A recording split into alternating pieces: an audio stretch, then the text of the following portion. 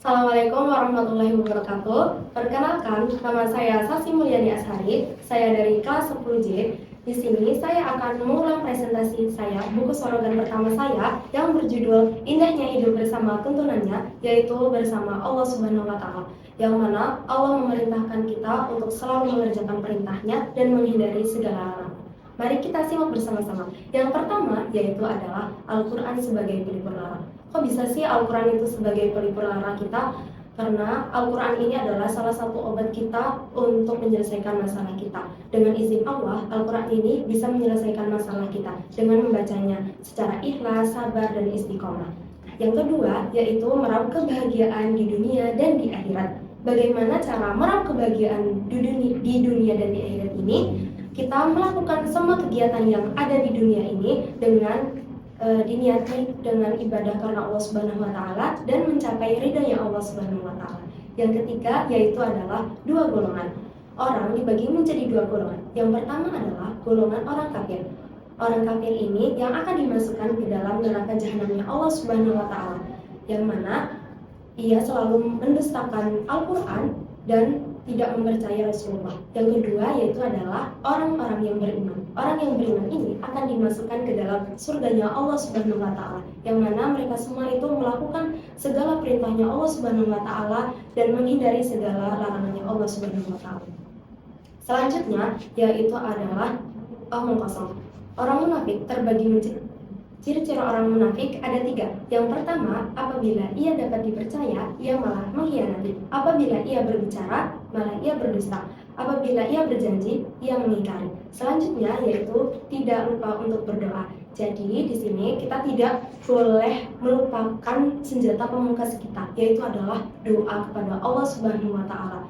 Dimanapun kita harus berdoa meminta perlindungan Allah Subhanahu wa Ta'ala agar kita diberikan kemudahan dan diberikan kelancaran dimanapun itu, dan agar kita terhindar dari segala sesuatu yang bisa membahayakan kita. Nah, doanya yaitu untuk diri kita sendiri, kepada orang tua, karena kita tidak bisa membalas jasa-jasa orang tua kita sebagai anak wajib untuk mendoakan kedua orang tua kita.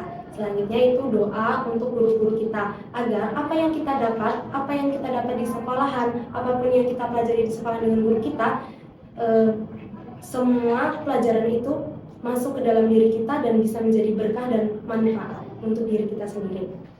Selanjutnya yaitu tidak lupa untuk bersyukur kepada Allah Subhanahu wa Ta'ala, yang mana Allah selalu memberikan nikmat kepada kita, nikmat yang tiada tara.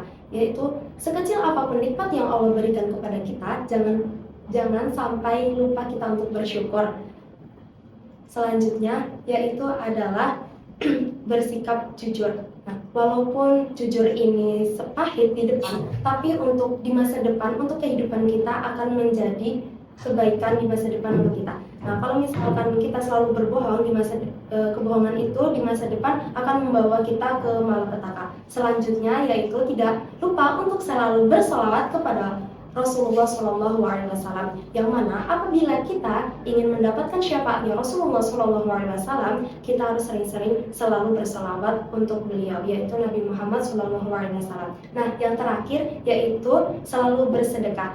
Bersedekah ini adalah salah satu amalan yang pahalanya dilipat gandakan, yang mana kita bersedekah untuk mengurangi beban orang lain dan membantu orang lain. Contohnya membantu seorang janda dan seorang miskin. Nah, ada nih salah satu sedekah yang paling mudah, yaitu adalah sedekah senyum kepada teman, orang tua, dan guru-guru. Sekian dari saya. Apabila ada salah, mohon dimaafkan. Wassalamualaikum warahmatullahi wabarakatuh.